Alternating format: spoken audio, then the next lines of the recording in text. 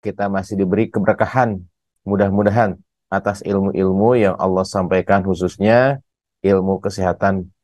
Mudah-mudahan juga kita doakan sahabat-sahabat kita yang berada di belahan bumi manapun, Allah selalu berikan pertolongan, Allah selalu berikan kesehatan. Wabil khusus sahabat-sahabat kita yang ada di Gaza, yang ada di tepi barat, mudah-mudahan Allah berikan perlindungan dengan perlindungan terbaik. Andai kata pada saat ini mungkin kita bisa menyaksikan siaran ini dengan lampu yang terang, mungkin dengan tidak ada kesulitan jika ingin minum, tidak ada kesulitan untuk ke jalan raya, untuk belanja dan sebagainya. Tetapi hari ini tidak terjadi pada sebagian besar sahabat-sahabat kita yang ada di Palestina, pada sahabat-sahabat kita wabil khusus yang ada di jalur Gaza. Semoga rasa persaudaraan ini, kekuatan saudara ini, baik itu sebagai manusia ataupun kita sebagai sesama muslim, bisa saling menguatkan supaya kita bisa merasakan apa yang sahabat-sahabat kita rasakan. Sahabat-sahabat MP pagi semua, insya Allah pada pagi hari ini kita akan membahas bagaimana sih Rasulullah itu mempunyai kekuatan fisik yang luar biasa. Kenapa kita katakan kekuatan fisik luar biasa? Karena kalau kita lihat penaklukan demi penaklukan, peperangan demi peperangan, itu tidak mungkin bisa terjadi ketika seseorang itu mempunyai kekuatan fisik yang di bawah rata-rata. Ketika kekuatan fisik itu menjadi salah satu ukuran bagi kekuatan tempur, maka kita bisa telusuri itu apa-apa saja yang beliau lakukan untuk melatih sehingga mempunyai kekuatan fisik yang prima. Bahkan dalam situasi saum sekalipun, kekuatan fisik itu tetap bisa optimal. Jadi kalau kita perhatikan ketika saum itu sebetulnya tidak ada masukan kalori pada saat itu, tetapi pengeluaran kalori itu bisa nyampe 700 kalori per jam, itu sudah sesuatu yang luar biasa. Kenapa bisa masuk kekuatan kalori 500 sampai 700 kalori per jam? Nanti kita hitung-hitungan ya. Bagaimana kalau misalnya orang berkuda, berkudanya itu misalnya dengan trot, berkudanya itu dengan gallop gitu ya. Bagaimana berkuda sekaligus mengayunkan pedang, berapa kalori yang dibutuhkan per jam? Kalau perang itu kan nggak cukup 30 menit. Artinya ada hitung-hitungan, mungkin satu kali perang itu habis sekitar 3.000 sampai 8.000 kalori. Jadi sahabat-sahabat semua, bagaimana mungkin orang yang sedang saum ya bisa mengeluarkan 3.000 kalori tanpa kekuatan fisik yang memang terlatih. Dan kalau kita perhatikan kekuatan fisik itu terlatih bisa dicapai dengan kurun waktu tertentu. Rata-rata untuk perlu berlatih itu dibutuhkan waktu sekitar 3 bulan untuk mencapai taraf optimal pada PO2 max tertentu. Tergantung nanti modal awalnya berapa. Nah, ibu bapak semua, sahabat-sahabat MK pagi, jadi kekuatan inilah yang menjadikan salah satunya beliau ini jarang sakit. Ibu, bapak, sahabat MG pagi semua, insya Allah bersama kita pada pagi hari ini juga mungkin nanti akan ditemani oleh sahabat-sahabat dari Darul Tauhid Peduli ya.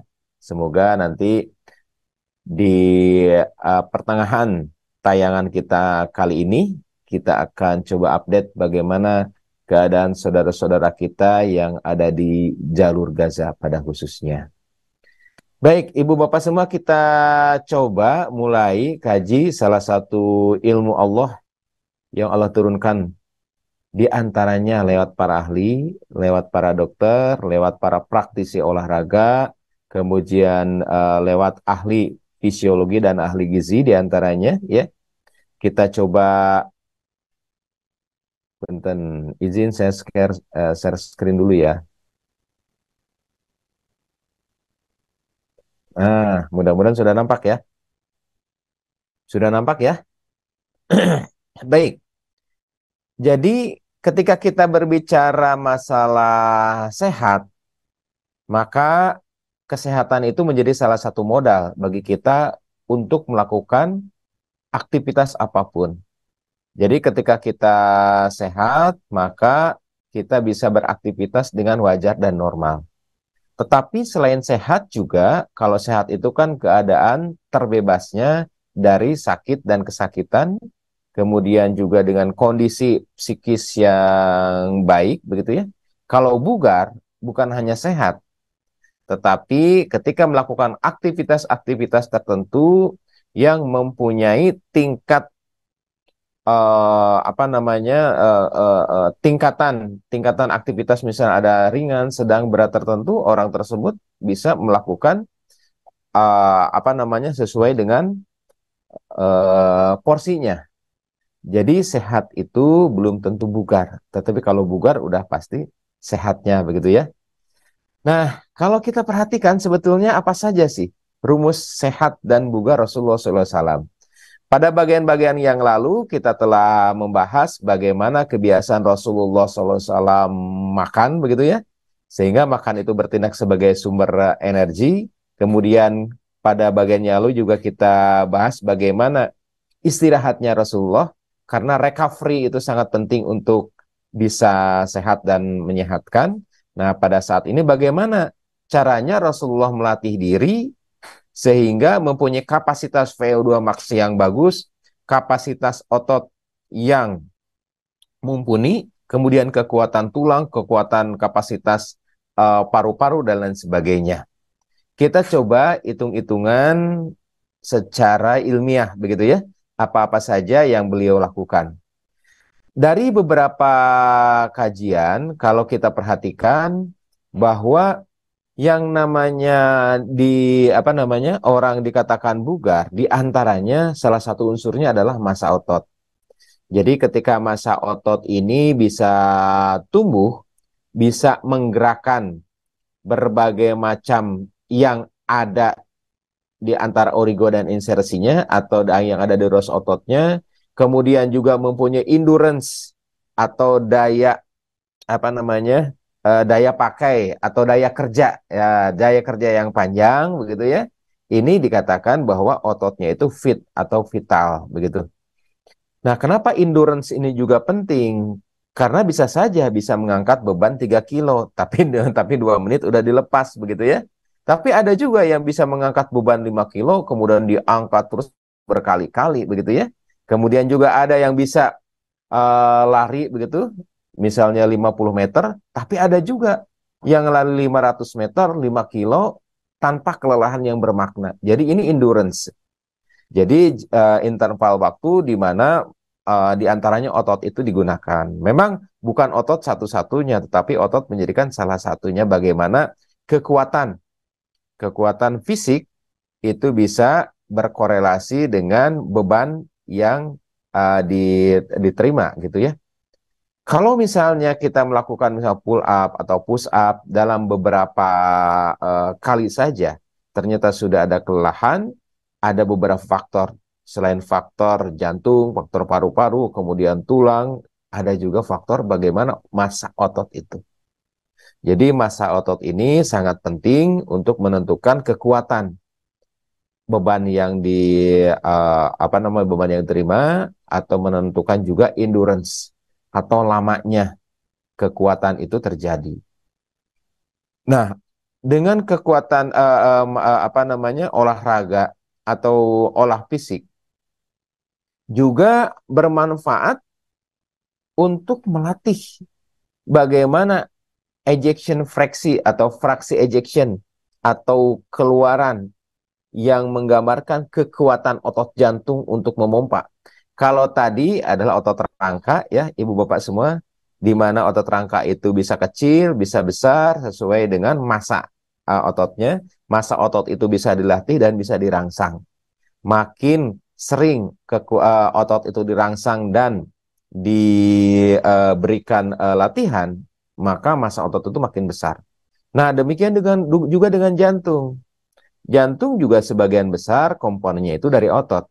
Ketika jantung itu dilatih, maka kekuatan memompanya pun sama, seperti hampir sama dengan kekuatan otot rangka. Ada massa ototnya, kemudian juga ada durasi kerja, ada endurance-nya gitu ya.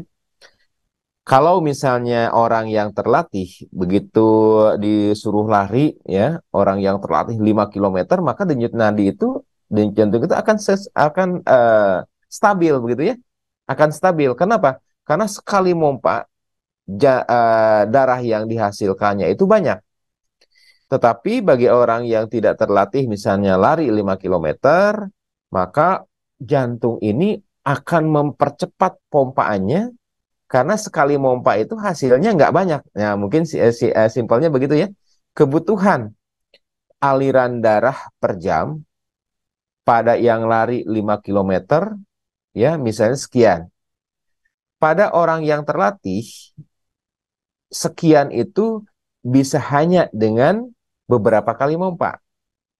Tetapi pada orang yang tidak terlatih, untuk mencapai sekian kalori itu, sekian kebutuhan oksigen itu, harus dilakukan pompaan yang lebih sering dan lebih banyak frekuensinya itu. Artinya sekali pompa itu, darah yang dikeluarkannya itu tidak banyak begitu ya, atau cardiac outputnya. Jadi fraksi ejeksi dari jantung ini bisa dilatih dengan cara apa namanya, latihan-latihan tertentu. Jadi dengan adanya olahraga ini juga bisa membentuk kapasitas jantung. Demikian juga dengan paru-paru sebagai pensuplai, ya, pensuplai oksigen yang akan diedarkan melalui jantung, begitu ya. Nah, nanti kita akan hitung-hitungan nih, berapa sebetulnya olahraga apa namanya, ketika lari, ketika jalan cepat, berapa kalori yang dihasilkan, yang dibakar begitu ya. Sehingga kita bisa melihat bagaimana Rasulullah SAW ketika dulu olahraga apa saja yang disukai, kemudian hasilnya seperti apa, begitu ya. Nah, dengan olahraga yang teratur dan terpola dan tertarget, ini bisa meningkatkan kapasitas volume paru-paru. Pada orang yang tidak terlatih untuk nafas, kemudian untuk olahraga, sekali nafas itu kapasitasnya mungkin sekitar 500 sampai 750 cc ya. Tetapi pada mereka yang berlatih bisa nyampe 1800.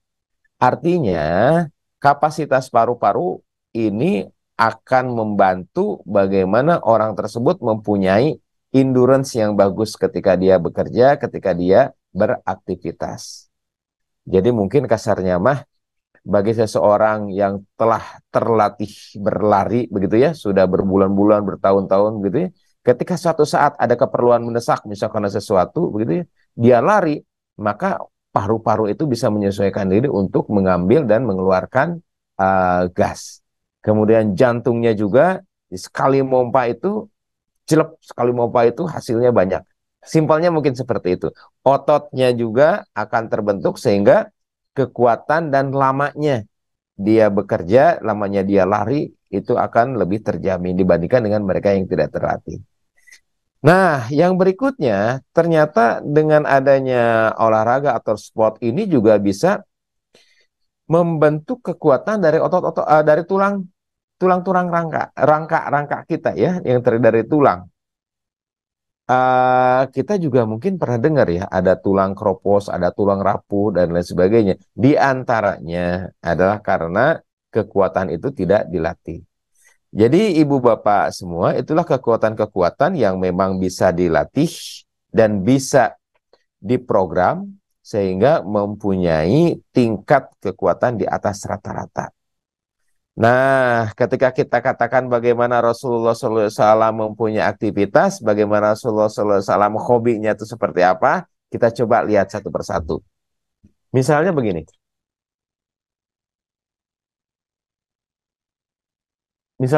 ya. Jadi Rasulullah SAW ya mempunyai kegemaran olahraga beberapa ya. Di antaranya memanah. Memanah itu bukan berarti orang tersebut diam, tetapi ada aktivitas yang di sana. Aktivitas dalam misalnya ada kekuatan otot di lengan, kemudian juga di dada begitu ya. Kemudian jangan lupa bahwa di sana itu ada proses berpikir, ada konsentrasi, ada fokus. Itu juga sama, akan membakar energi. Nah, energi yang dibakar kurang lebih antara 200 sampai 400 kalori per jam. Ini akan melatih otot-otot yang ada di lengan bawah, lengan atas, kemudian yang ada di dada, begitu ya. Sehingga massa otot itu bisa bertambah besar dan bertambah lama endurance atau apa nama durasi untuk dipakainya begitu ya. Nah, kemudian olahraga apa lagi yang Rasulullah SAW suka? Jalan cepat. Jadi dalam beberapa hadis dikatakan bahwa jalan cepat itu merupakan salah satu kebiasaan Rasulullah. Bahkan saking cepatnya Rasulullah seolah-olah beliau itu jalan seperti jalan mudun begitu ya, seperti jalan menurun ya. Nah, jalan cepat ini juga kalau kita hitung ya, rata-rata bisa membakar kalori 340 per jam.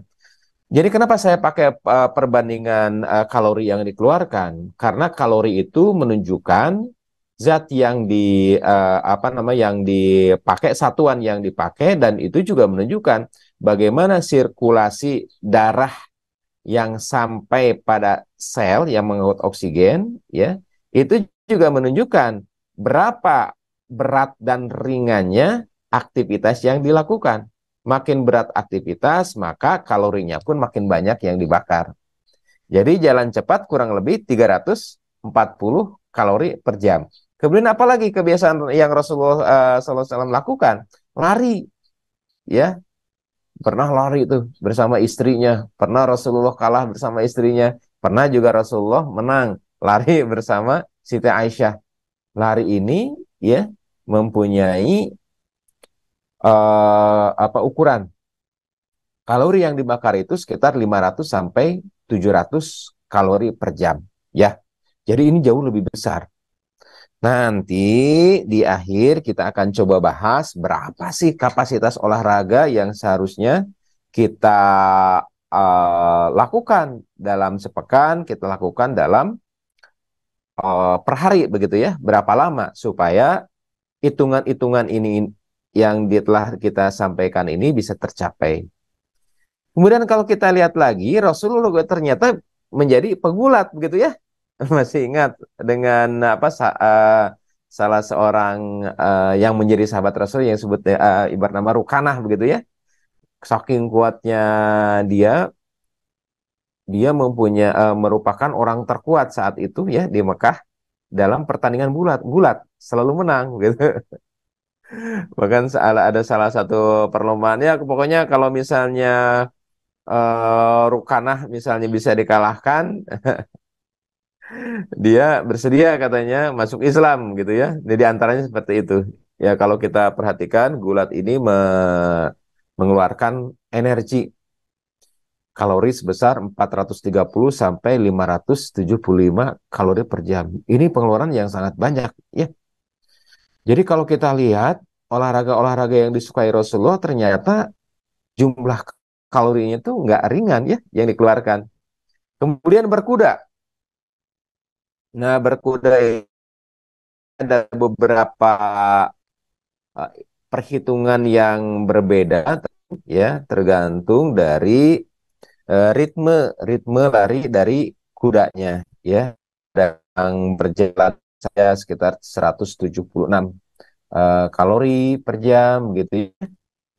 Ada juga sampai pada 500, bahkan pernah saya baca juga ada yang sampai 700 kalori per jam ya. Katanya Gallup ini juga bisa nyampe 700 kalori per jam. Jadi Masya Allah ini bisa dibayangkan andai kata berperang misalnya 2 jam, perang ada berapa jam ya? Kan ada larinya begitu ya, ada gallopnya, kan ada trotnya begitu ya. Kalau dihitung itu lebih dari 3000 3000 kalori.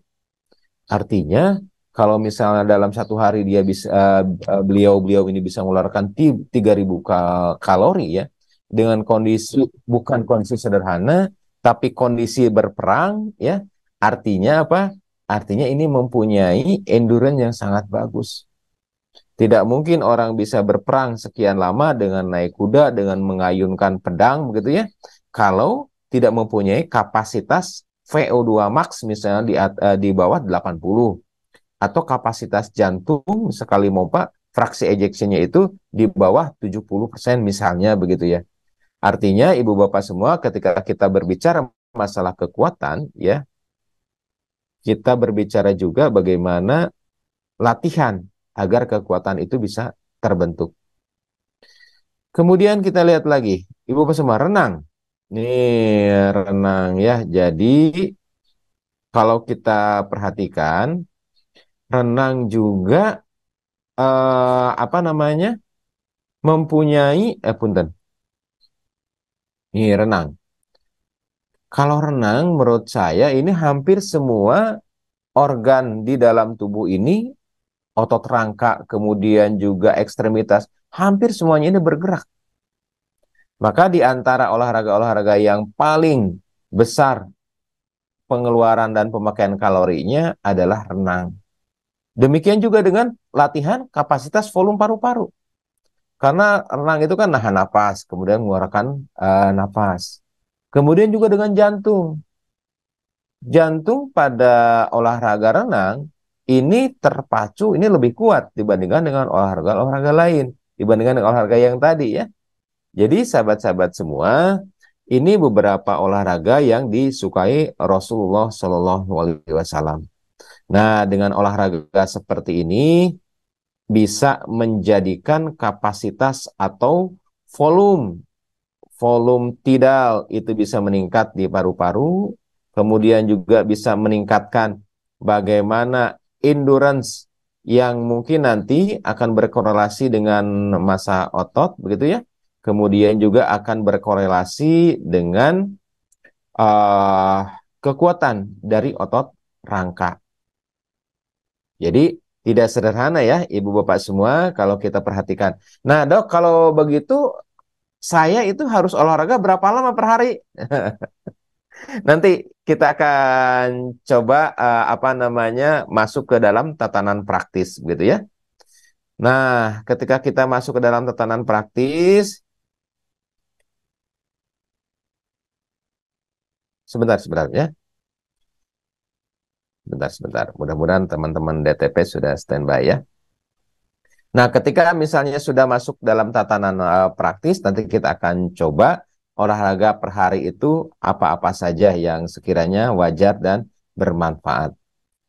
Nah, Ibu Bapak semua, dengan uraian yang tadi, kita bisa tahu bahwa olahraga itu ternyata mempunyai berbagai macam benefit atau manfaat. Dari mulai bagaimana massa otot itu mempunyai kekuatan yang besar, kemudian juga mempunyai endurance itu yang lama, kemudian juga kapasitas pompa jantungnya itu lebih kuat, kemudian kapasitas paru-parunya itu bisa menarik udara lebih banyak dan mengeluarkan udaranya lebih banyak lagi, kemudian juga bisa melatih kekuatan dari otot-otot rangka.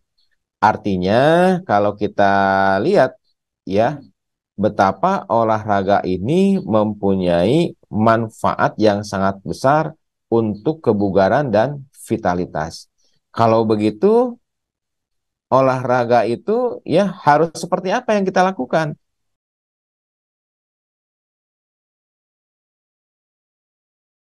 Harus seperti apa olahraga yang kita lakukan? Jadi ibu bapak semua,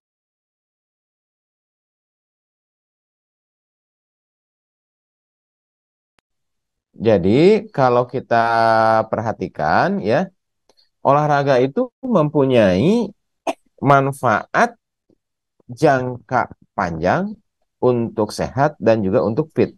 Baik, kita coba lihat apa saja manfaat dari olahraga itu yang sekiranya bisa diidentifikasi, begitu ya.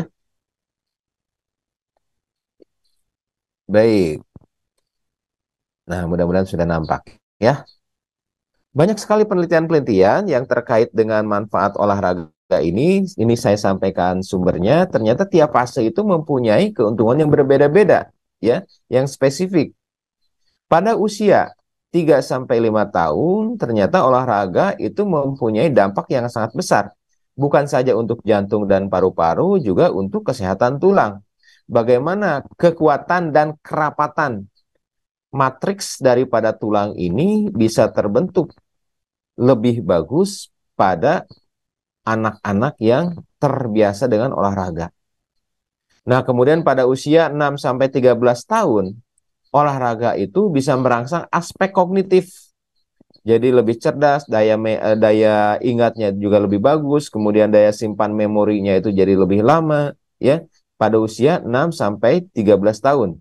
Di samping benefit-benefit lain tentunya, ada fungsi kognitif yang lebih bagus.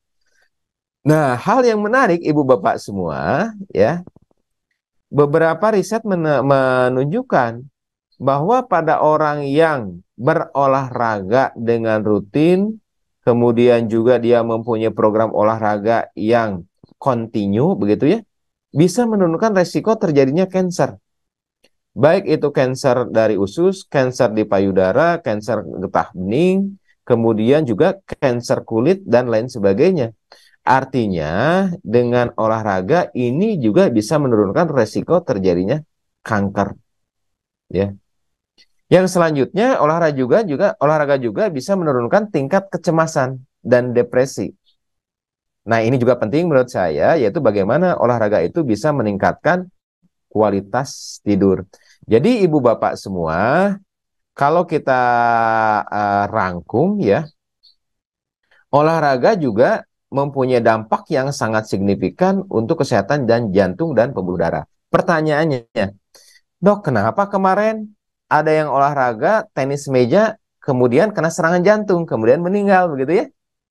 Dok, kemarin ada yang bersepeda kemudian jatuh ya, kemudian meninggal gitu ya?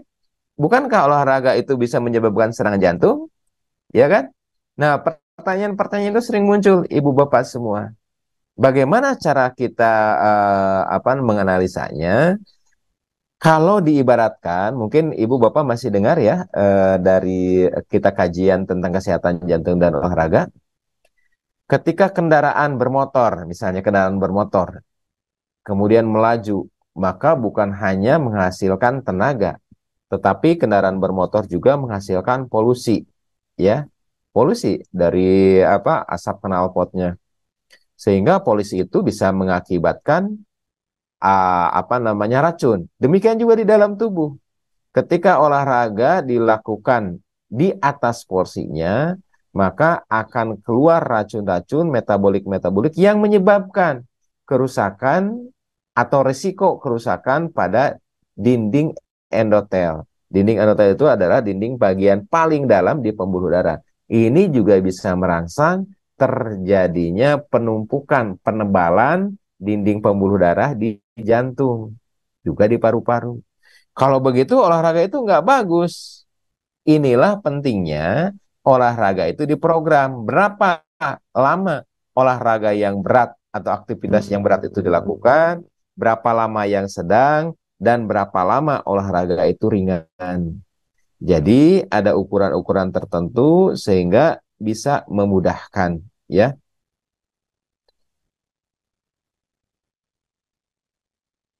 Jadi Ibu Bapak semua ya, kalau kita perhatikan, itulah keuntungan-keuntungan dari olahraga. Nah, setelah kita tahu untungnya demikian, ya, olahraganya jenis apa saja yang dilakukan oleh Rasulullah SAW, sedang kita masuk pada porsinya. Porsi olahraga kita itu yang usia anak, berapa lama, berapa jam, dan olahraganya jenis apa, gitu ya. Ini mungkin nanti akan sangat spesifik, ya, karena tidak sama bagi tiap orang dan bagi tiap kondisi. Kemudian juga bagi keadaan tertentu, misalnya pada ibu hamil, ini olahraganya porsinya juga berbeda, ya. Nah, kalau di rata-ratakan kurang lebih seperti ini. Baik, sambil saya menyiapkan punten dari teman-teman DT Peduli, barangkali siapa yang sudah siap, kita teman-teman, mudah-mudahan pada hari ini kita akan diskusi juga tentang perkembangan sahabat-sahabat kita, saudara-saudara kita yang ada di Palestina, ya. Oh, Kang Isan, Alhamdulillah. Silakan Kang Isan. Kang Isan sebentar lagi ya, kita akan apa melanjutkan. Jadi Ibu Bapak, ketika kita lihat bagaimana olahraga itu ternyata mempunyai manfaat demikian banyak, kalau begitu, olahraga itu harus berapa lama dan jenisnya itu apa? Ya, aktivitas Ibu Bapak semua, alat ukurnya itu berat ringannya itu sama, ada satuannya. Jadi aktivitas yang ringan, aktivitas yang berat, atau aktivitas yang sangat berat. Ya, ukurannya itu yang disebut dengan metabolic equivalent of task namanya itu, MET namanya itu. Jadi paling ringan itu adalah MET satu MET begitu ya. Paling berat itu diantaranya ada 6 MET gitu ya. Jadi kalau misalnya santuy, lagi diam gitu ya, lagi istirahat, itu berarti 1 MET ya. Tapi ketika dia misalnya olahraga lari, sprint begitu ya, dia sampai pada 6 MET. Oke ya. Jadi itu satuan-satuannya. Jadi yang ringan itu MET-nya itu makin rendah, yang berat itu MET-nya itu makin tinggi begitu ya. Nah, olahraganya itu apa saja? Jadi kalau pada anak dan remaja ya bisa dipilih nih programnya untuk apa? Untuk aerobik, kekuatan otot, kekuatan tulang ya. Rata-rata dengan olahraga 60 menit ya per hari selama 3 hari dalam sepekan. Ada yang mengatakan 4 hari. Ini bisa melatih kekuatan jantung, paru-paru, otot, dan tulang. Yang berapa met? Di antaranya ada yang 3 dan 4 met. Jadi kalau 3 dan 4 met itu misalnya sampai pada renang itu bisa sampai 4 met gitu ya. Kemudian lari bisa juga sampai 4 sama sampai 5 met. Kalau apa aerobik bisa antara 3 sampai 4. Jadi kalau pada anak dan remaja dianjurkan 60 menit dalam sehari. Dalam sepekan itu 3 sampai 4 kali. Nah, kalau pada dewasa yang dianjurkan antara 150 sampai 300 menit dalam sepekan, atau dalam sehari itu sekitar 30 menit. Dok, sebentar. Ya, kalau taraf maintenance itu seperti ini, ya. Sekitar 30 menit dalam sehari, gitu ya. Sepekan berapa kali? Empat kali dalam sepekan. Nah, pada orang yang lansia memang ini perhitungannya agak beda ya. Tetapi MET-nya itu yang diturunkan dengan cukup dengan jalan santai saja yang sekiranya itu 2 MET. Jadi jalan santai itu sekitar 2 MET ya, teman-teman semua. Jadi tidak sampai olahraga ketangkasan kecuali mereka memang yang sudah terlatih menjadi atlet. Nah, bagaimana dengan kondisi khusus? Misalnya pada ibu hamil. Ibu hamil juga ini dianjurkan 150 menit per pekan. Dibagi menjadi 4, ya, 4 hari. Kurang lebih sekitar 30 menit. Berapa intensitasnya? 2 MET rata-rata untuk ibu hamil. Nah, pada orang dewasa dengan penyakit kronis, ini juga kalau misalnya berat, ya, dianjurkan 75 sampai 150 menit per pekan. Nah, itulah kira-kira sahabat-sahabat semua, sahabat MQ pagi semua, yang mudah-mudahan ini bisa menjadi kebiasaan bagi kita ya, agar kita berlatih supaya mempunyai kekuatan otot, kekuatan tulang, kapasitas volume dari paru-paru, jantung, dan sebagainya.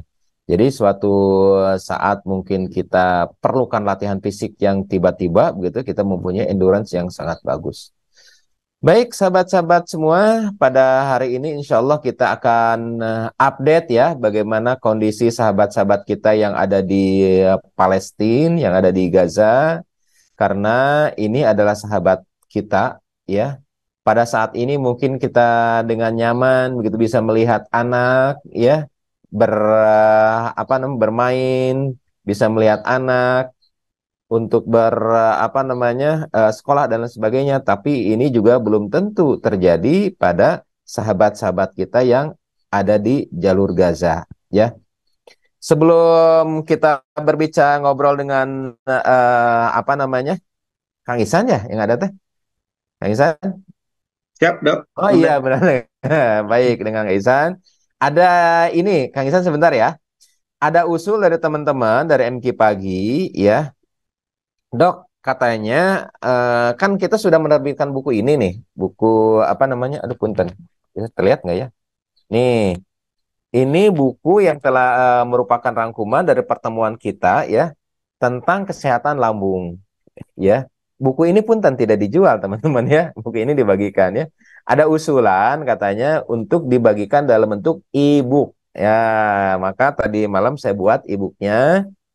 Ini berisi tentang bagaimana uraian-uraian yang telah disampaikan di MQ Pagi selama 6 pekan begitu ya. Berisi bagaimana caranya membahas tentang fungsi lambung, tentang penyakit lambung, kenapa penyakit lambung itu banyak yang kronis, kenapa terapi itu banyak yang gagal. Termasuk di sini itu terapi ala Nabi ya. Bagaimana faktor hati, ketenangan, bagaimana faktor kejiwaan, kemudian bagaimana sehat ala Nabi, bukan terapi medis ala Rasulullah SAW. Ya, nanti insya Allah bagi yang ingin nanti akan kita bagikan e-booknya. Mungkin bisa apa namanya ditayangkan Kang Apip, bisa hubungi MK Afiat ya nanti ya kalau yang memerlukan nanti insya Allah akan disampaikan mungkin via WA atau via email ya begitu. Nah, Kang Isan. Assalamualaikum Kang Isan. Waalaikumsalam warahmatullahi wabarakatuh. Siap, Dok. Gimana kabarnya, sehat, Dok? Alhamdulillah. Alhamdulillah Kang Isan, baik. Jadi update tadi malam saya lihat ya bahwa rumah sakit Indonesia yang ada di Gaza itu kalau boleh saya informasikan itu lebih banyak diisi oleh jenazah sampai update tadi malam begitu ya. Betul, Nah, Dok. sayangnya memang biasanya saya mempunyai akses beberapa teman tenaga medis yang ada di sana, tetapi untuk kali ini rasanya kok susah mendapatkan akses, Kang Isan ya. Ya, Ada kabar terbaru atau ada mungkin yang perlu disampaikan, Kang Isan? Update ya. saudara-saudara kita yang ada di sana, Kang Isan. Baik, terima kasih banyak, Pak Dokter. Semoga sehat semuanya. Baik, ini Amin. memang kondisinya masih sangat mencekam, Pak Dokter. Ini kami masih terus komunikasi dengan Bang Onim, bahkan status beliau semalam ya. Ini bagi saya menyayat hati betul, Pak Dokter. Kenapa beliau sampai Ya. menyampaikan begini? Ya Allah, semoga kami bisa tidur malam ini meskipun 1 jam saja. Allah ya Karim. Hmm. Ya, Dan ya, dari ya, situ saja ya. mungkin pernyataan Subhanallah. yang sangat singkat tapi betul-betul bisa menggambarkan kondisi di sana saat ini gitu Pak Dokter ya. Karena memang sampai saat ini masih serangan dari Zionis Yahudi itu masih sangat banyak, sangat masif sehingga masyarakat masih ditakuti dengan hadirnya rudal-rudal dan yang lainnya. Dan betul eh, rumah sakit, sekolah, dan yang lainnya tidak luput dari jadi target serangan, Pak Dokter. Nah, ini saya izin menyampaikan update, boleh Pak Dokter? Share screen, boleh Pak Dokter Ya, boleh, sebentar? boleh, Mangga. Ini yang kita Ah, tunggu-tunggu, Kang Isan. ya, saya Mangga, Mangga. izin menyampaikan ya Pak Dokter ya. Oke, sebentar. Oke, nah ini update terbaru Pak Dokter per tanggal 13 kemarin, pukul 22. Jadi sampai saat ini sumbernya dari Palestinian Ministry of Health Al Jazeera. Itu yang meninggal sudah mencapai di angka 1.799 orang di Gaza. Innalillahi wa inna ilaihi Banyak sekali raji'un. ini angka yang saya pikir bukan sedikit ya. Dan kemudian yang Bukan terluka itu sedikit, Kang Isan. Ini betul dalam berarti sampai hari ke-6 sekarang ya? hari ke-6. Hari Betul. ke-6. Nah, yang Subhanallah. terluka 6.388 dan ini pun kemungkinan sebetulnya angkanya lebih banyak Pak Dokter karena Ya, masih Kang Isan. banyak yang ada Jadi di rumah. kapasitas rumah sakit Indonesia yang ada di Gaza itu, menurut informasi yang saya dapat, itu sekitar 180 tempat tidur. Itu yang Hmm. dimaksimalkan. Andai kata yang terluka seperti ini, dapat kita bayangkan ibu bapak semua, ya. Rumah sakit di Gaza itu kalau nggak salah ada 4 ya yang masih berfungsi. Masing-masing ada yang 180, ada yang 60, bahkan ada yang 30 tempat kapasitas tempat tidur ya. Jadi semuanya itu tidak lebih dari 1.000, Kang Isan. Nah, Tidak lebih dari betul. 1.000 itu. Jadi kalau misalnya yang terluka 6.000, yang wafat itu 1.000 sekian, pantas ya. Tadi malam saya dapat kabar bahwa rumah sakit itu dipenuhi jenazah. Ya. Nah, ini juga Banyak, data banyak yang Kang Isan. sebelah kanannya juga ini yang menjadi informasi saya pikir penting Ya, perlu disampaikan juga. fasilitas kesehatan rumah sakit dan klinik ini Betul. ya, Kang Isan Nah, ya, ini, betul. Ada Masya rumah Allah. sakit, ada klinik, begitu semuanya 19 gitu Iya, ya. ini makanya yang Kalau nggak salah ada rusak dan 8 rumah hancur di sakit kalau Gaza nggak kan. salah ya. Nah, termasuk ambulans pun tidak luput dari target serangan, Pak Dokter. Sehingga malah malah yang terinformasikan dari tim kami di sana itu ambulans itu dicurigai menjadi tempat atau kendaraan yang membawa bantuan persenjataan bagi Hmm, masyarakat iya, iya, iya. sipil Palestina, sehingga malah menjadi target utama tuh ambulans-ambulans, termasuk ambulansnya kita tuh yang ada Hmm. dengan Odoji itu di Ya, sana. dengan Odos itu ya, Odos sama DT ya. Hmm. Tuh. Makanya ini eh, padahal dalam undang-undang kemanusiaan internasional itu kan sebetulnya ada beberapa poin yang sangat Iya. ditekankan ketika terjadi perang dan yang lainnya ada beberapa wilayah atau sarana publik yang Hmm. tidak boleh diserang. Iya. Kemudian Kalau ada Israelnya manusia ya, Kang Isan ya. betul, betul. Iya.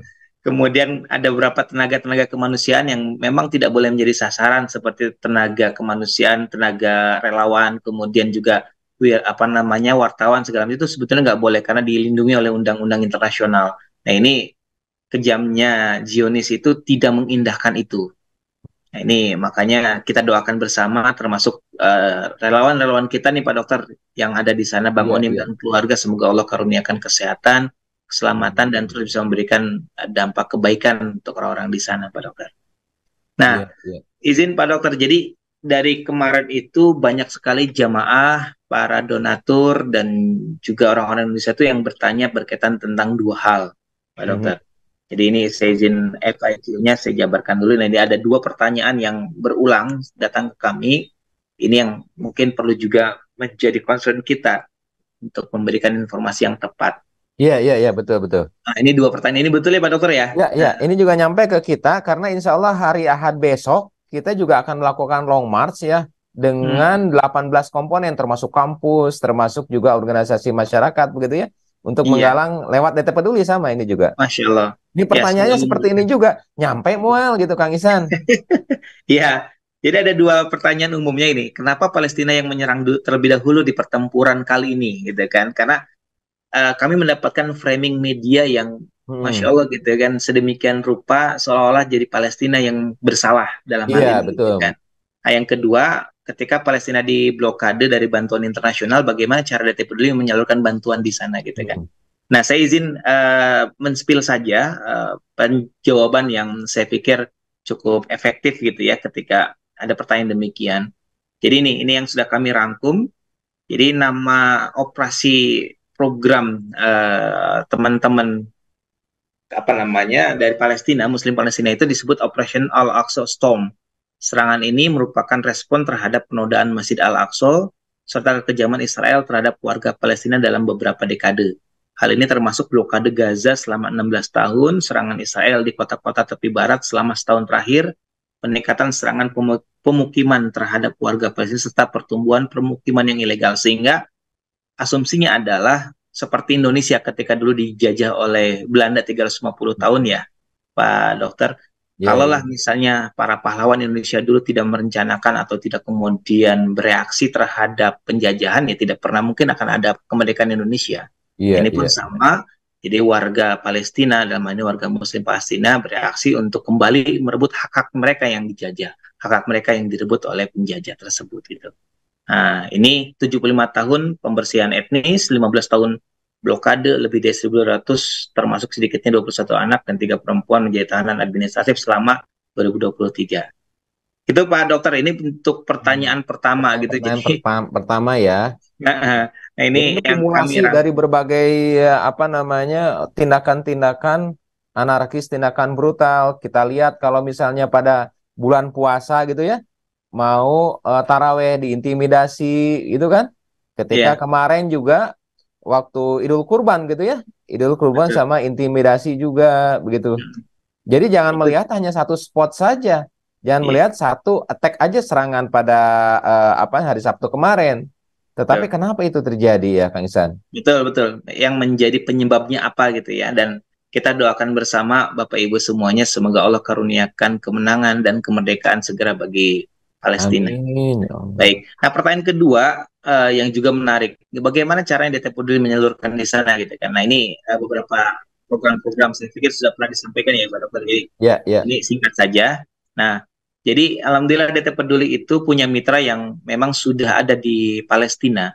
Bang Onim pun bahkan sudah menjadi warga sana karena menikah dengan orang di sana, anak-anaknya pun tinggal di sana dan bersekolah di sana. Dan menariknya, qadarullah, Allah memberikan skema yang menarik bagi DT Peduli. Jadi beberapa hari sebelum terjadinya serangan, sebelum Hmm. tanggal 7 itu, kami sedang merencanakan dengan Bang Onim dan kawan-kawan untuk melakukan program-program kebaikan seperti biasa. Ada program untuk winter, dan kemudian untuk pemberian sembako dan yang lainnya. Nah, qadarullah harus di hold karena beberapa alasan dan terjadinya serangan tersebut. Nah, sehingga sebetulnya program-program tersebut sudah disiapkan. Nah, hadirnya serangan ini kemudian bisa menjadi semangat baru gitu, bahwasanya memang harus disegerakan program tersebut berjalan meskipun dalam banyak ketakutan, Pak Dokter. Jadi sudah ada beberapa yang sudah kami siapkan, bahan-bahan pangan, kemudian obat-obatan dan juga operasional ambulans, sehingga alhamdulillah sekarang semakin masif pergerakan kita di sana. Jadi memang betul blokade terjadi dan masih sampai saat ini belum bisa dibuka, tapi minimal untuk awalan program-program DT Peduli sudah bisa menyentuh di sana karena sudah disiapkan terlebih dahulu. Oh iya, sebelum serangan kita sudah punya berbagai macam kelengkapan ya yang ada Betul. disediakan di Nah, sana. nah ini makanya kemudian saya izin menyampaikan ada di Palestina itu kita memiliki program yang reguler, kemudian ada program tematik dan juga program emergensi yang saat ini dibutuhkan. Kalau reguler kita ada Masjid Darut Tauhid dan Baitul Quran, kemudian ada ambulans kemanusiaan dan pabrik air yang mohon doanya insya Allah di bulan Desember tahun 2023 kalau lancar semuanya kita akan launching bersama Pak Dokter. Karena Ya, tadi informasikan air di sana itu sudah sangat tercemar karena banyaknya bahan-bahan kimia yang masuk ke dalam air gitu, baik air di laut maupun air di dalam tanah karena seringnya bombardir bahan-bahan kimia ya, tersebut ya, gitu. ya. Nah, makanya alhamdulillah hadirnya pabrik air ini semoga bisa menjadi bantuan buat masyarakat di sana yang direncanakan sekitar 350.000 liter per hari akan disebarkan melalui 8 mobil tangki gitu ya yang akan terus bergerak. Kalau Nah, kabarnya dari Bang Onim gimana yang pabrik yang sedang dibangun ini? alhamdulillah Bagaimana? masih aman Pak Dokter. Aman? Ya, Aman. alhamdulillah. Mohon Ya doanya juga Allah. termasuk masjid kita aman Pak Dokter. Insya Allah. Alhamdulillah. Yang Masih. santri-santri Beki di sana ya? Insya Santri Allah, BT insya di Allah sana. itu masih aman. Bahkan sering dijadikan tempat perlindungan untuk masjid kita di sana. Alhamdulillah. Nah, ini juga untuk emergency yang dibutuhkan memang saat ini operasional untuk ambulans kita dan ambulans-ambulans yang lain ya, karena tadi terinformasikan jadi target. Nah, kemudian obat-obatan seperti tadi Pak Dokter sampaikan, karena memang kapasitas rumah sakitnya masing-masing kecil, sedangkan Ya, korban betul. banyak. Paket pangan pasti dibutuhkan di sana karena memang masyarakat akhirnya tidak bisa masak sendiri, tidak bisa ke pasar, pasar juga hancur dan yang lain, sehingga paket pangan ini menjadi penting. Dan ini yang juga menjadi krusial bahan bakar Pak Dokter untuk rumah Ya, sakit. ya, ya, ya, ya. Dan terakhir mungkin santunan ya, santunan keluarga. Nah, yang kedua Pak Dokter, jadi kita merencanakan dan sedang mengkaji bagaimana kita juga hadir di pengungsian Palestina yang ada di Oh, luar yang di Palestina. Yordania itu ya? Betul, Pak Sama Dokter. Mas Eko kemarin tuh ya? Ya, betul. Nah, Hmm. ini juga menjadi concern kita karena ternyata bahkan ada kemungkinan kalau jumlahnya tepat itu jumlah yang di Jordania itu masyarakat Palestina itu jauh lebih banyak dibanding yang saat ini masih eksis di Palestina, Pak Dokter. Nah, Hmm. kemungkinan demikian. Dan menariknya kemarin seperti Pak Eko sampaikan, ada minimalnya 3 hak yang tidak didapatkan oleh masyarakat Palestina yang mengungsi di sana, yaitu pertama hak pendidikan, karena memang di sana tidak ada satuan pendidikan yang proper gitu ya. Kita peduli alhamdulillah hadir dengan Baitul Quran di sana, tapi kapasitasnya pasti tidak memenuhi. Yang kedua hak pekerjaan, karena memang belum memiliki kalau di Indonesia maka KTP merenya Pak Dokter. Ya, ya, ya. Semacam itu jadi ya nggak bisa bekerja juga di sana. Yang ketiga hak berkaitan dengan kesehatan. Nah makanya alhamdulillah DT Peduli hadir dengan mobil klinik di sana dan Masya Allah informasi dari Pak Eko Ya, tinggal satu-satunya ya, satuan ya. kesehatan untuk Hmm. mobil itu yang masih Hmm. bergerak. di Iya, sana. iya, iya, iya. Padahal lebih dari 4 juta katanya orang di sana. Makanya kita sangat membutuhkan untuk pergerakan-pergerakan lebih bagus dan lebih banyak di sana. Sehingga yang dibutuhkan saat ini program-programnya ya obat-obatan, paket pangan, kemudian operasional ambulans. Di luar program yang sudah reguler seperti support musim dingin dan baitul Quran yang ada di sana. Itu sih Pak Dokter yang izin saya update ya kepada Bapak Ibu Iya, semua, para pemirsa MK pagi. iya, terima kasih Kang Isan. Jadi sahabat-sahabat semua, tatkala kita bisa melihat anak-anak kita tersekolah, anak-anak kita tersenyum, begitu ya. Tapi kabar yang ada di jalur Gaza, jangankan sekolah, jangankan belajar, begitu ya, untuk bisa tidur saja, ini suatu hal yang luar biasa. Jadi sebagai tanggung jawab kita sebagai sesama Muslim, ataupun tanggung jawab kita sebagai sesama manusia, ya, mudah-mudahan ini juga bisa menjadi wasilah ya, wasilah kebersamaan bagaimana kita itu bisa saling membantu begitu ya. Nah, kalau untuk program DT Peduli Kang Isan, nomor rekening yang bisa diakses yang mana Kang Isan ya? Baik, kembali saya izin share screen Pak Dokter biar Ya, bisa dilihat sama Bapak Ibu semuanya. Jadi bagi Bapak Ibu yang ingin berkontribusi ada 3 hal sebetulnya kami boleh mensarankan. Yang pertama adalah yang terbaik adalah doa Pak Dokter. Untuk sahabat-sahabat kita yang ada di Palestina maupun yang ada di Jordan dan di pengungsian-pengungsian. Semoga Allah berikan yang terbaik, Allah tolong ya, dan termasuk Allah berikan kemenangan dan kemerdekaan bagi amin. masyarakat Palestina. Yang kedua, memberikan informasi yang tepat karena ini harus menjadi penyeimbang dari media-media ekstrim yang bisa jadi mungkin berseberangan dengan kita. Seperti tadi Iya, pertanyaannya, ini iya, iya, iya. kenapa Palestina yang mulai pertama gitu. Jadi memang perlu sekali kita juga memberikan informasi yang kuat karena di luaran sana framing-framing demikian itu sangat masif. Itu yang kedua. Yang ketiga, sekiranya berkenan untuk ikut terlibat berupa donasi, bisa disampaikan melalui website kami www.dtpeduli.org/peduli Palestina. Nanti buka di situ langsung ada dimudahkan untuk berdonasi atau bisa via rekening Pak Dokter BSI dan BCA kami menyiapkan gitu kan. BSI di 2139427350 atas nama Yayasan Darutauhid Peduli dan BCA 77703333151 atas nama DT Peduli Infak Khusus dan selanjutnya berkenan untuk konfirmasi sedekah. Ini penting Pak Ya. Dokter untuk konfirmasi. Untuk konfirmasi ya ke nomor WA Ya, itu ya, Kang. 0813 1712 1712 sehingga bisa kami ketahui akad yang disampaikan. Khawatir Ya, nanti ya, ya. terselip ini nggak ada konfirmasi, khawatirnya untuk program yang lain demikian. Itu sih Pak Dokter, dan ini insya Allah di grup-grup yang jamaah MK pagi pun biasanya kami sudah menyiapkan untuk disebarkan demikian. Ya, alhamdulillah Kang Isan, terima kasih. eh Kang Isan, saya juga di sini kan membagikan e-book bagi teman-teman ya yang apa namanya? Yang telah eh, menyimak ya MK pagi ini beberapa waktu, dan e-book ini saya rangkum gitu ya. Dan kalau dulu kan saya bikin buku itu tebal-tebal Kang Isan. Sehingga ada apa namanya jamaah teh, "Dok, kalau bikin buku jangan tebal-tebal kayak misalnya sistem imun begitu ya. Kan itu 500 halaman. Nuhun, nuhun, Dok, nuhun. macam puyeng." Nah, kemarin itu saya bikin buku ini ya, buku untuk sehat lambung ini, dan ada usul dari teman-teman juga dari jamaah agar gampang penyebarannya, katanya disampaikan apa namanya dibentuk dalam format PDF begitu ya. Nah, ibu bapak semua yang pengen e-booknya pengen lihat seperti ini ya. Nih, pun mana ya? Bentar. Sebentar. Nah, ini nih, punten. Saya share screen dulu ya. Nah, ini ibu bapak semua. Nih, e-booknya ya. Ini ada tulisannya nih. This ebook is dedicated to donation for our brother and sister in Palestine. Silakan ibu bapak semua. E-booknya di sini gratis. Punten bagi yang berdonasi ini masuk sini ya, Kang Isan ya. Yang Masya basic Allah, semoga Allah karuniakan ya. keberkahan buat Nah, dokter dan tim Pak Dokter nah, ini. Masya Allah. ini ya. Jadi buku ini insya Allah gratis. Silakan dibagikan sebanyak-banyaknya, di-share ulang ya. Mudah-mudahan yang merasakan ada manfaatnya dari buku ini bisa berdonasi untuk sahabat-sahabat kita yang ada di Palestina ya.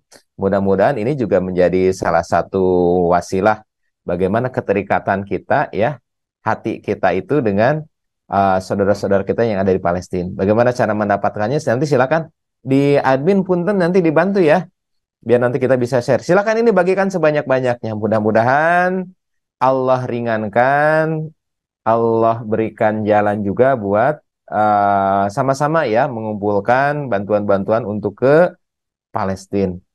Sahabat-sahabat semua, mudah-mudahan nama juga ikhtiar ya, wasilah kita ini nggak mungkin kejadian ini bisa kita lihat, bisa kita saksikan ya tanpa izin Allah. Apa yang Allah kehendaki sehingga kita itu bisa menyaksikan betapa banyak sahabat-sahabat kita yang di Palestina yang menjadi korban pada saat ini, juga betapa banyak sahabat-sahabat kita yang mungkin pada saat ini untuk minum saja mereka sulit. Bahkan dengan diputusnya saluran listrik dan air begitu ya, mungkin ada kegelapan-kegelapan yang mungkin tidak pernah kita bayangkan sebelumnya. Jadi mungkin ini yang di Kang Isan tadi ya, saya nitip. Ini nomor rekeningnya. Jadi sahabat-sahabat semua, ketika kita lihat memang tidak sesederhana dan tidak sesimpel apa yang kita bayangkan ya. Andai kata ini terjadi di tengah-tengah kita, mungkin juga kita tidak pernah tahu ya. Bagaimana kita bisa membawa anak itu ke rumah sakitnya saja dengan obat-obat yang apa adanya, begitu ya. Dan kita juga tidak pernah tahu begitu ya, seberapa lama korban tersebut bisa kita tolong. Dan saya merasakan persis sebagai seorang dokter bedah begitu ya.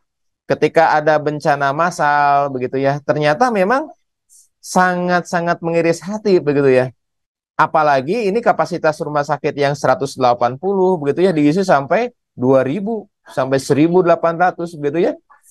Sehingga wajar saja kalau tadi malam sahabat kami yang ada di rumah sakit, bahwa rumah sakit diantaranya telah dipenuhi oleh para jenazah.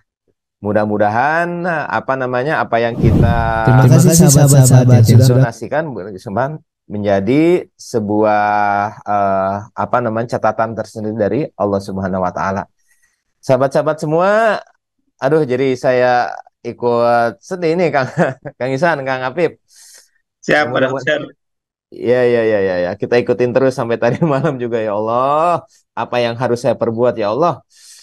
Apakah lebih manfaat saya dalam berjuang di sini ya, atau saya mungkin kudukan itu Kang. Kalau di pengungsi kita ada 3 dokter ya, kata Mas Eko kemarin ya. Betul, Ada Pak 3 dokter Dokter. di sana. Yang nggak ada justru obatnya, katanya zero tuh. Masya Iya. Allah. Sampai kemarin itu izin Pak Dokter, kemarin Eh, Mas Eko itu mengumpulkan ke Semarang dan dokter-dokter di Semarang itu pengen banget bantu dalam bentuk udah jadi obat. Cuman ya, kan ya. bawaannya agak sulit segala macam dan menariknya di sana pun kalau belanja di Jordan dengan kondisi yang ada sampai Jordan pun beberapa diaturkan oleh Israel juga tuh untuk beberapa imigrasi dan yang lainnya.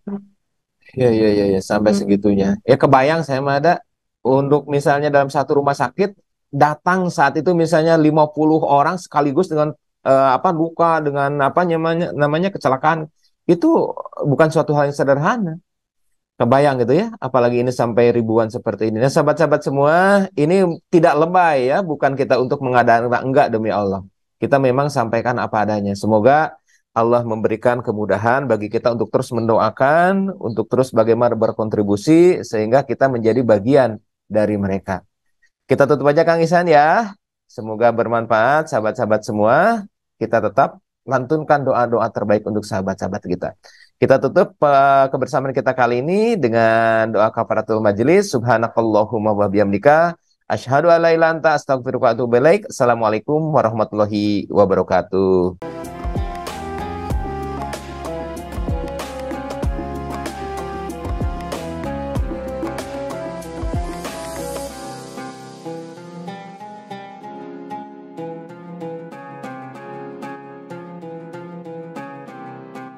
Jangan lupa, sobat sekalian, terus berlangganan di Darut Tauhid Official.